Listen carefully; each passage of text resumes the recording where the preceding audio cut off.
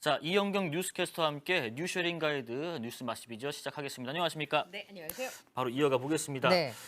좀 민주당 얘기를 좀 하다가 마무리했는데 당대표 이재명 당대표 후보의 아내 김혜경 씨의 법인카드 의혹 조사 경찰이 예고를 한 대로 나온다면 이번 달 중순에 이 건에 관해서는 조사가 마무리됩니다. 다음 주쯤 아닐까 싶기도 해요. 곧 네. 김혜경 씨도 소환 조사할 것 같고. 네. 그런데 김혜경 씨의 측근이자 전 경기도청 총무과 별정직 5급 직원 배모 씨. 이 배모 씨의 재산이 최소 50억이다. 건물 하나를 갖고 있더라. 아니다. 더 네. 된다. 이런 얘기 나오다 보니까 이 재산을 추적해야 되는 거 아니야? 예. 이런 주장하는 분들이 있던데 네. 왜 추적을 좀 하자고 하는 건가요? 그러니까 이 재산 형성 과정이 이제 어떤 문제가 있는지 좀 살펴봐야 된다는 시민단체의 주장이 좀 있었던 예, 건데요. 예. 대표적인 사람으로는 경제민주주의 20일 대표인 김경률 회계사가 어떤 돈으로 이렇게 거액의 부동산을 축적할 수 있었는지에 대해 살펴봐야 된다라는 주장을 했습니다. 네. 국세청이 이제 세무조사 대상자를 선정할 때로 하는 것처럼 예. 다른 재산이 더 있을 수도 있고 또 부동산이 많다면 그게 어떤 취득 경위를 가지고 이 부동산을 불렸는지 살펴봐야 된다라고 하는 주장인데요. 예. 말씀하신 것처럼 지난 3일에 경찰에서 이미 배 씨를 불러서 법인카드 결제 경위와 네네. 그리고 윗선에 지시가 있었는지 여부에 대한 조사를 이미 한 상태고요. 네. 경기 남부청에서 이 사안에 대해서는 8월 안에 이제 결정을 내리겠다라고 이미 이제 그 의사 표시를 한 바 있어서 네. 아마 그런 부분에 이번에 당 대표 경선과 영향이 있을 것이다 이렇게 관측하시는 분들이 있습니다. 근데 지금 부동산이 좀 많긴 많아요. 우선 수원 영통구에 어머니와 공동 명의로 되어 있는 상가 주택이 있습니다. 네네. 그리고 성북구랑 송파구에 본인 명의 아파트 두 채가 있는데 지금 말씀하신 것처럼 공시지가로 계산을 하면 한 약 50억 정도 되는 부동산을 가지고 있습니다. 예. 그런데 인근 공인중개사들의 얘기를 들어보면 이제 공시지가와 부동산 실제 가치는 좀 차이가 있잖아요. 네. 이 상가주택 건물의 경우에는 최소 35억 이상의 거래가 된다라고 보고요. 그다음에 잠실의 아파트와 성북구 정릉동에 있는 아파트를 합치면 24억, 10억 정도 되니까 요것만 대략 계산하면 60억 정도 되고요.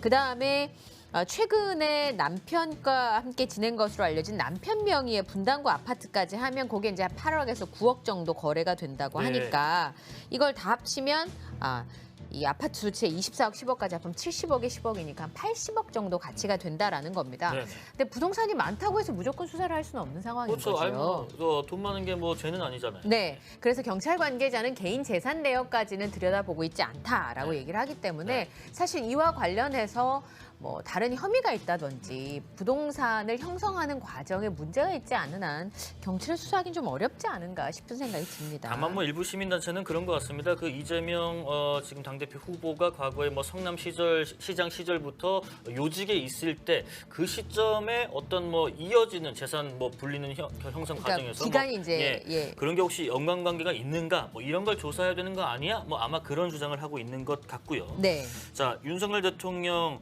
아내 김건희 여사 얘기도 좀 해보겠습니다. 네. 지금 논문 표절 의혹 관련해서는 국민대가 사실상 표절 아니다라고 이제 재수사 결과를 발표했는데 네. 아직도 얘기가 계속되고 있습니다. 일단 국민대 학생 또 졸업생 이어서 국민대 교수들까지 나서서 조사 과정을 공개를 해라라고 예. 하는데 여기에 지금 숙대 구연상 예. 교수께서 직접 인터뷰로 됐고 내가 김건희 여사의 논문 표절 피해자입니다. 네. 라고 인터뷰를 했는데 그 인터뷰 내용 듣고 말씀 나눠보겠습니다. 네. 근데 이 논문은 분명히 인용 보호가 없이 각주가 없이 참고 문헌도 없이 몰래 따왔기 때문에 100% 표절이 맞습니다. 근데 그것을 어찌 연구윤리 행위, 위반 행위가 아니라고 판정할 수 있는지 그건 부당한 판단입니다. 5분의 심사위원이 한 분도 이것을 지적하지 않았다는 것이 네. 이건 뭘 의미하는 것이냐. 어떤 외부적인 개입이 있었을 거 아니냐. 우리가 흔히 말하는 어떤 거래가 있는 것이 아니겠는가. 누구는 뼈 빠지게 연구해서 어렵게 논문 쓰고 누구는 쉽게 논문 썼는데 똑같이 박사학위다. 이게 공정하지 않은 거죠. 그렇죠. 불공정한 것이기 때문에 만일 그런 사례가 있다면은 박사학위 제도에 대해서 근본적인 의문을 제기를 해야 될 겁니다. 그러니까 고 교수께서는 내 논문이 저렇게 뺏겨졌다, 내가 피해자다, 뭐 그 얘기 하시네요. 예, 그러니까 이 박사학위 논문에 대해서 국민대에서 그 표절이 아니라고 결론을 내렸던 이유 중에 하나가 우선은 연구 내용이나 다른 사람의 저작물을 인용 표시하지 않은 부분이 발견되는 건 사실이지만 해당 박사학위가 실용 실증적 프로젝트이기 때문에 그런 부분에 비중을 두고 있고, 그리고 유사도가 높은 부분이 이론적인 토대와 관련된 부분이지 설문조사나 콘텐츠 개발이라든지 그 독자적인 연구의 핵심 부분은 해당이 되지 않기 때문에 100% 표절이라고 할 수 없다라고 주장을 했는데요. 그렇게 막 중요한 부분은 아니다, 뭐 이런 건가요? 쉽게 네, 말하면? 그런데 이제 결정적인 부분은 아니다, 뭐 결론에 해당하는 부분은 아니다, 뭐 이렇게 설명할 수 있을 것 같은데요. 구 교수 설명은 뭐냐면 논문 분량으로 2장의 1절 부분은 100% 똑같고 이거는 박사 논문이 시작되는 부분이 첫 부분이라는 거죠. 그러니까 이거 완벽하게 표절이고 국민대 판정은 잘못됐다라고 하는 주장을 하고 있는 건데요. 그리고 이제 지금 말씀드렸던 실용적 논문이기 때문에 해당 부분이 결론의 중요한 부분이 아니다라고 하는 부분에 대해서는 그 부당한 근거다. 왜냐하면 논문을 전체적으로 증명을 하기 위해서는 이론적인 전제가 필요한데 그게 구 교수의 논문을 이 표절한 부분과 같다라고 하는 주장을 하고 있는 겁니다. 지금 학교 내에서도 받아들일 수 없다라고 하는 움직임들이 좀 감지가 되고 있는데요. 국민대에서 이번에 교수님들이 7일 날 성명을 발표했습니다. 깊은 자괴감을 느낀다. 이번에 국민대의 발표에 대해서.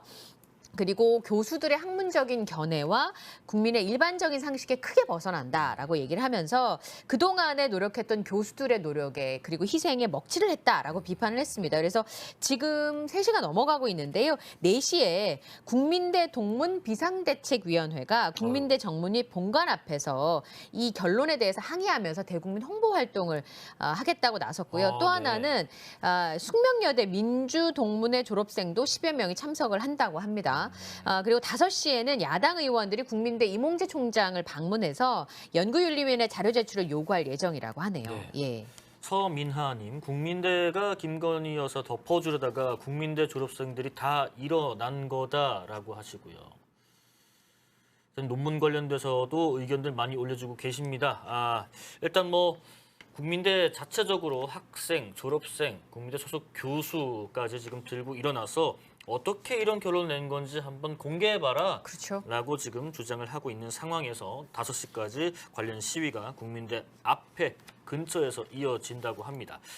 자, 이 얘기를 또 이어가 볼게요. 저희가 참 안타까운 소식이었죠. 경기도 이천의 한 그 병원 건물 거기에서 그 화재가 있었고 거기서 이제 5명의 사망자가 또 나왔는데 그 중에 한 분이 간호사셨던 그 현은경 간호사 선생님이셨는데 어제 발인이 있었다고 하고요. 근데 이제 뒤늦게 알려진 게 이 고인께서 충분히 대피할 시간이 있었는데 그 4층에 있던 투석 치료 받으신 분들을 먼저 이렇게 대피하는 걸 돕다가 변을 당한 것으로 지금 알려졌고, 그러다 보니까 이 정도 되시는 분은 의사자다라고 판단하는 게 맞지 않겠느냐라고 해서 이천 지자체에서도 뭐 의사자 지정 추진한다고 하는데 뭐 절차상 그리고 지정 조건에 문제가 없을지 그렇게 좀 염려가 됩니다. 지정 조건에 부합하나요? 그러니까 의사자는 본인의 직무가 아닌데도 다른 사람을 구하려고 하다가 사망한 사람을 말하는데요. 기초단체나 유족들이 보건복지부에다가 의사자 지정을 신청을 하게 되면 보건복지부가 심사위원회를 열어서 지정 여부를 결정하게 되는데 크게 문제는 아마 지정이 될 것으로 예상이 되고 있습니다. 왜냐하면 CCTV에 연기가 막 차는데도 이분들을 돌보는 장면이 포착이 됐다 그래요. 그러니까 CCTV에 그 장면이 포착이 돼 있고 나중에 알고 보니까 이 현은경 간호사가 문 앞에 있었어요. 그러니까 충분히 도망을 갈 수 있었고 소방관들의 설명에 의하면 연기가 차는 속도가 막 급박하게 이루어진 게 아니기 때문에 천천히 차오르는 상황이었기 때문에 충분히 본인의 몸을 대피할 수 있는 시간적 여유가 있었는데 이 투석 환자분들의 상황이 굉장히 어렵더라고요. 왜냐하면 투석기가 이제 화재가 났으니까 정전이 됐을 가능성이 있잖아요.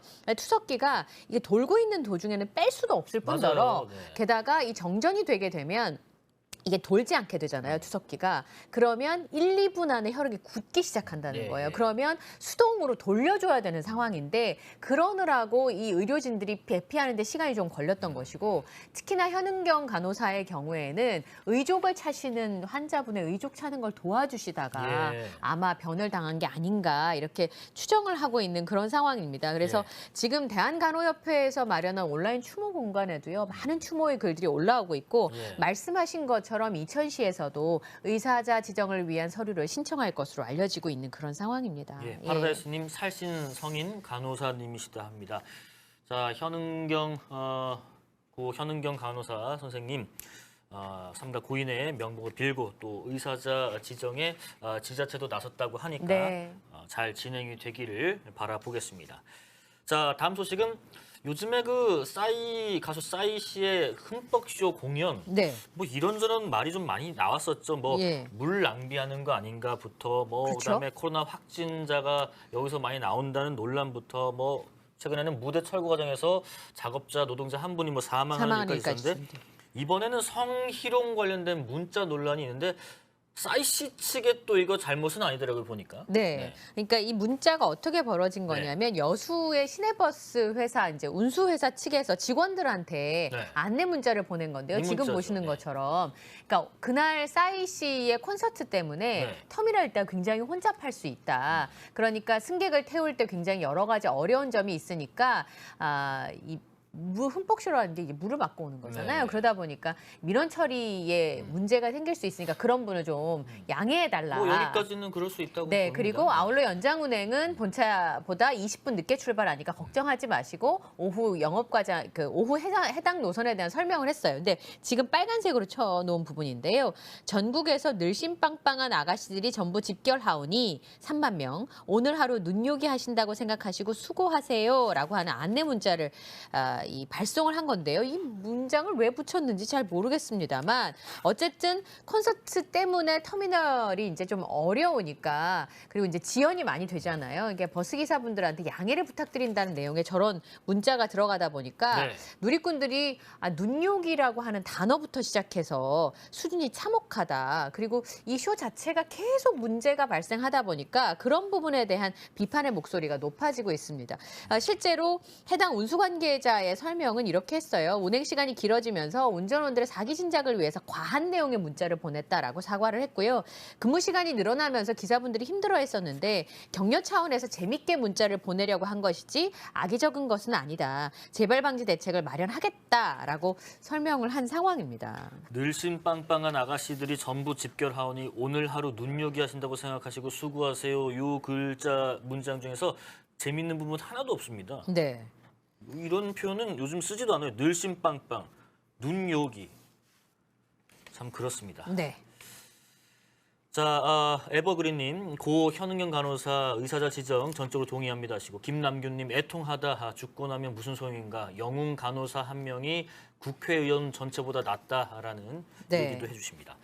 자, 뉴세린 다음 소식은 제주도에 네. 찾았던 관광객 중에서 태국인 관광객들이 한 200여 명 넘게 단체 관광을 왔는데 네. 그중에서 수십 명이 어디 있는지 지금 행방이 묘연하다고 해요. 찾고 있어요. 예. 근데 이런 일들이 또 한두 번이 아니라고 하고 네.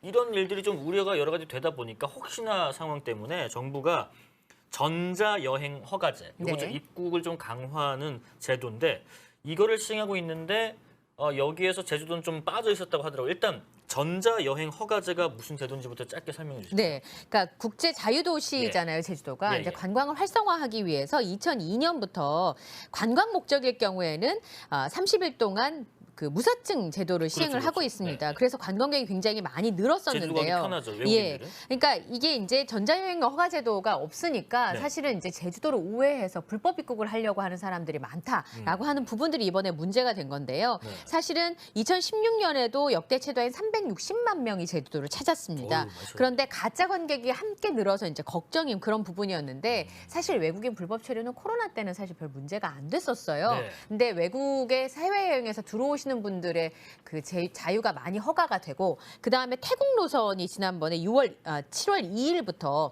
제주에서 방콕 직항 전세기가 생겼어요. 근데 매일 한 번씩 운행을 하는데 들어오는 사람들 중에 태국인들이 입국 목적이 불분명하다라는 이유로 돌아가는 경우가 굉장히 많았습니다. 그래서 697명이 나흘 동안 제주공항에 도착을 했는데 네. 그중에서 417명 이제 돌아가라고 해서 도로 비행기를 타고 돌아가는 일이 벌어졌고요. 그중에서 80명 중에서 55명이 관광 도중에 사라지게 된 겁니다. 그래서 근데 그중에 상당수가 지금 말씀드렸던 전자여행 허가 불허 결정을 받은 이력이 있었던 거죠. 그래요? 그래서 제주 출입국하고 외국인청에서 이탈자 검거반이 있는데 제주도를 통해서 우회 입국을 하려고 한 것이다라고 해서 지금 찾으러 다니고 있는 중입니다. 그러니까 네. 불법 체류 통로로 제주도가 악용될 가능성이 있다라고 하는 우려 때문이죠. 예. 얘기까지 한번 들어보시겠습니다. 네. 이 전자여행 허가제라는 것을 그럼 제주도도 적용하면 될 텐데 네. 제주도 특히 관광업계 측에서 이거를 좀 만류해서 법무부가 제주도의 적용은 보류했다고 해요. 네. 그러면 제주도 관광업계 분들은 이거를 왜 적용하지 말아달라고 했을까요? 한번 들어보시겠습니다. 지금 불법 체류가 늘어나는 게 갑자기 상승했거든요, 지금. 예, 최근에요. 8월 1일서부터가 이제 급격하게 올라갑니다, 이게. 그래서 그런 것들을 조금 더 우리가 상호 간의 좀 분석을 통해서 이렇게 추진해도 늦지 않겠느냐 하는 생각을 갖는 거죠, 저희들은. 예, 위축되고 이제 방문객이 감소되고 제주 방문의 그 소비층들이 수요가 감소할 것이다. 뭐 이렇게 좀 저희들 보는 거죠. 그러니까 좀 따져보고 하자. 이걸 바로 네. 적용하면은 관광시장이 위축되면 네. 코로나 때문에 좀 힘들었는데 이제 그렇죠. 좀 좋아지려 하는데 맞습니다. 더 힘들어질 것 같다. 네. 뭐 이런 말씀이신 것 같습니다. 입국 절차를 보완하면 되지 않겠냐라고 그렇죠. 하는 주장을 지금 하고 계시는 거죠. 예. 자, 뉴쉐링 가이드 이영경 뉴스캐스터와 함께했고요. 잠시 후에 8분 음식 계속 이어집니다. 고맙습니다. 네, 감사합니다.